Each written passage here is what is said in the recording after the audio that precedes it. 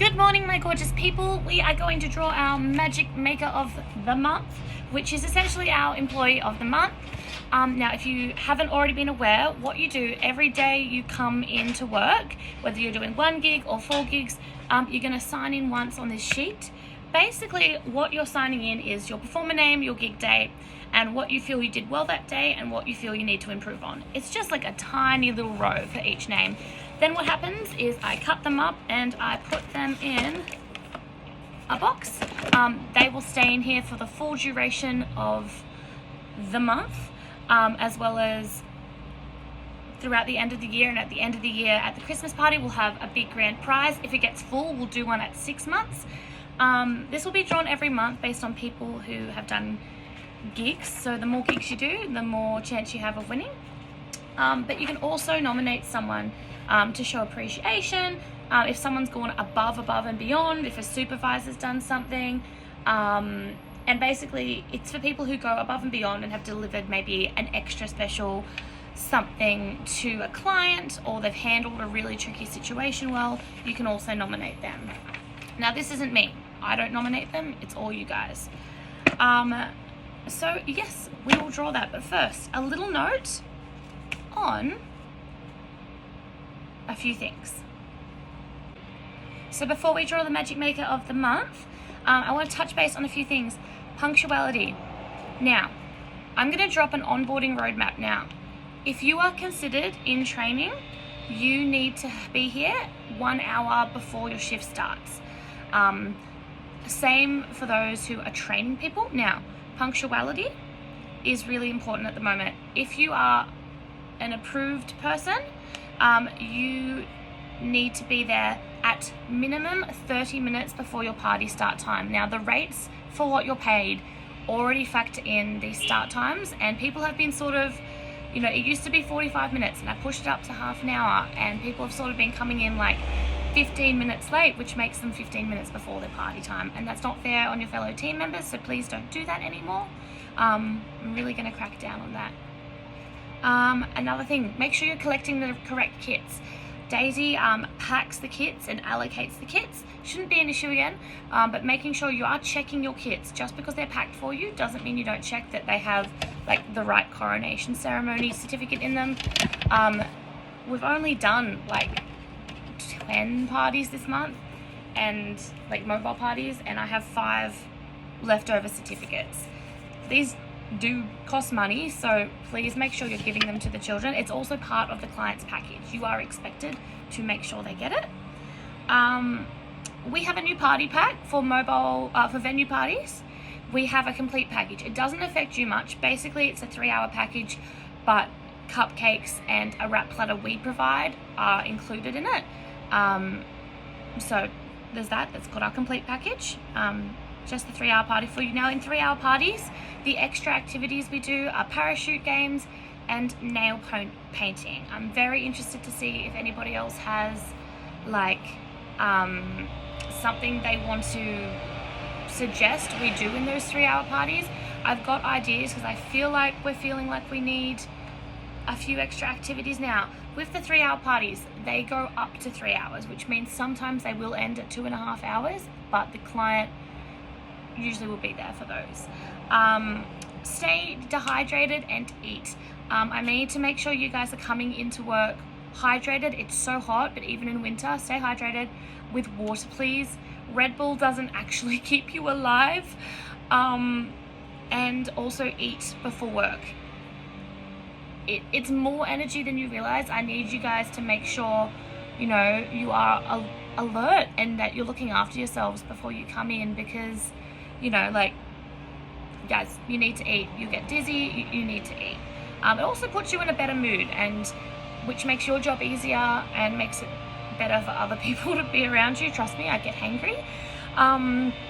Now, in saying that, if there is ever an emergency, we have absolutely, I thought you guys knew this, but I need to make it really clear one more time.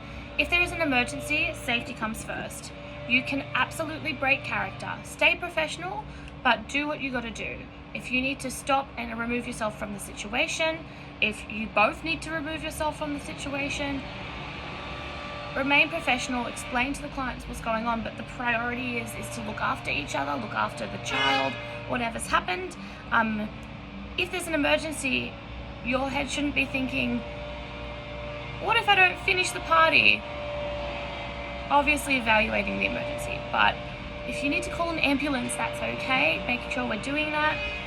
If you're feeling like there's a creepy client, you're allowed to step away. You just like, let me know what's going on and I will deal with the client, right? But yeah, you evaluate the situation, obviously do the best you can to continue forth. Obviously situations are different. Any sort of incident, whether you call an ambulance or somebody just like kicks their toe, not quite that, but I need you to fill out an incident report. There's a link to the incident report on Google Classroom, but if you just can't find it, just let somebody know. And basically it's just a little questionnaire that you have to fill out, and then you just have to email it to me. It's just to keep everything reported so everyone knows what goes on. And yes, you can absolutely break character. I'm so proud of how there have not been many last minute dropouts this month, and I'm so impressed. Now I know people would rather I do the roster like 2-3 weeks in advance, but what I'm finding is if I do it on the Wednesday before that weekend, there seems to not be anyone drop out within that amount of time, and that is why it's sort of been happening like that. I will try to do some of them in advance with the people who I know aren't kind of going to drop out, but for the most part the roster will be done the Wednesday leading up to parties at the moment. And everyone's been getting their invoices in on time. Now making sure we are actually putting in the email, it will fall to spam and sometimes junk, which apparently is 2 different folders now. So making sure that we are putting like a subject in the email, as well as just like a little bit of writing in the email plus the attachment. Now we do need PDF attachments, making sure they're numbered, but I'm very proud of everyone at the moment. So yes, everyone's been really like bringing the energy. I haven't found myself being like more energy during these parties. So really good job there. So please keep that up. I'm seeing a huge difference and improvement on certain people's face painting skills. I'm super happy. We are going to have our 2023 contracts come out, so we are going to need to re-sign. We're also going to be trying to do them electronically. I'm in the process of getting it all hooked up to Deputy, and I will go over and explain our onboarding process. Now, some of you will already be at step 8 and some of you will not, but essentially there is like the journey you go through when learning through the Trove. Most of you who have done lead duties are either due for an examination or can pass without needing the examination. Once you pass this examination, you have the opportunity to start being considered to be a supervisor, and there are going to be new supervisor rates as well. Supervisors will have a separate contract to our cast performers, and yes, I will show you that. Good job everyone, I'm super proud. Let's do this. So without further ado, the winner this month will be getting a Mecca Maxima voucher, and the winner is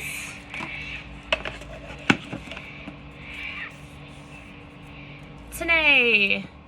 And Tanae, that doesn't surprise me at all because you've done the most gigs this month, so the more you do, the more chance you have.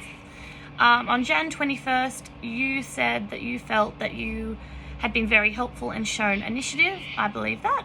And the things you needed to work on was projection and characterization. And yeah, I can see that you were really trying to do that at the last party as well. So good job. You've won a voucher. Come and see me. $50.